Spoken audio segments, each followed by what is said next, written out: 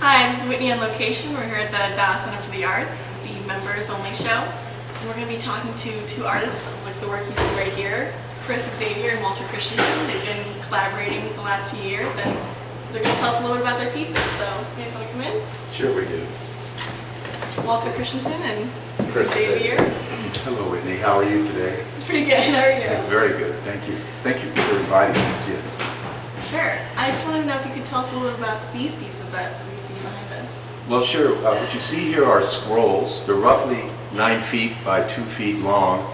They're very colorful, and the thing that's kind of unique about them is they're all done live in front of people, say for example at various restaurants or coffee places. And what we do is we unroll them and put them out, and we work on sections with a concept. We always start with a concept, and if you notice, for example, here, this concept is about dancing. You can see the wonderful Latin dancer, you can see the calla lilies, and then here you can see people who are more free-spirited, dancing in a circle, and these are slam dancing. Everything to say, Chris? I think you covered it. They're very emotional. They've moved a lot of people. We've had people scream at us and tell us that they're scared to death of it, and we've had people say they love it. So to the point that we've had people kiss one of these paintings. It happened to be a guy maybe in his early 30s, and he said one of these images reminded him of his grandmother, and he wouldn't get away from it. He says, oh, this is my grandmother, and we have an image of him kissing the picture, and he said, don't touch me, I need to just be with my grandmother right now.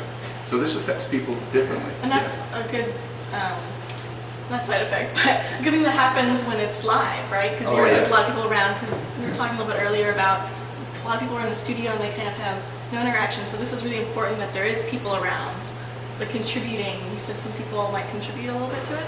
That's correct. Of course, mostly Chris and I work on this, we know the themes, but the wonderful part is people will come by and they will get excited, and we say, here's a crayon, you add a little color to the painting. And they say, no, I'm going to ruin it. And actually, no, they don't ruin it, because people have their own feelings inside, and they invent things in their own minds, and they extend, and it just kind of creates an atmosphere. One of the things that Chris Hernandez and I realize is studio work is often too confining. And that if you lack an interaction with the people, with other individuals, then you're too self-absorbed and it looks too built and constructed. Here, these are very free forms. They do. They seem really fluid, and there's a lot going on, and there's a lot of energy and emotion to a lot of these. And like you said, people signing things. There's names signed right here, which is pretty cool.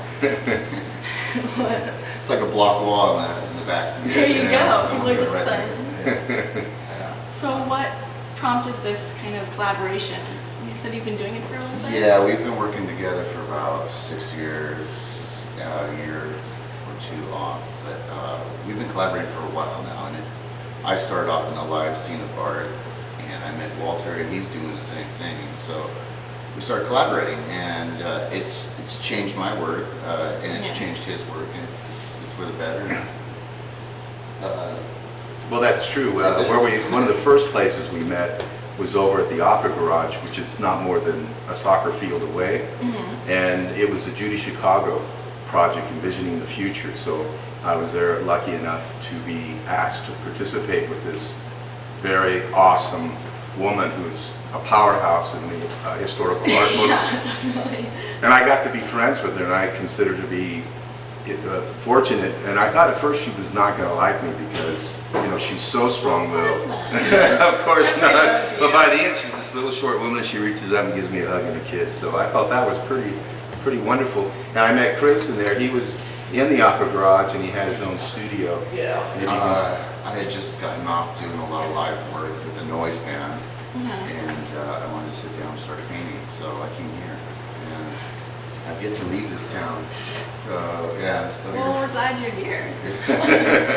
And you guys, where else are you showing? Are you showing around here? Other places? We're showing both at Miramar Longboards around the corner on 2nd Street. I see you have one of your longboards. You want to grab it? Yeah, it's a wonderful piece. It's all done with oil pastel. These are all oil pastels. Yes, definitely oil pastels and varnish. Do you guys work primarily in oil pastels? Yes. Yeah. There's a reason for that, because if you go down, for example, to the Norton Simon, you'll see various, you'll see Degas, and he was very good at chalk pastels. He brought out this whole idea of chalk pastels. The oil pastel is a recent invention, so we figured we have a chance to make some kind of new statement with the child's crayon. Why not? Energy and life. Yeah. So you can come see their work at the Dawson Center for the Arts and also at Miramar. And it was great talking to you guys. Thank you so much.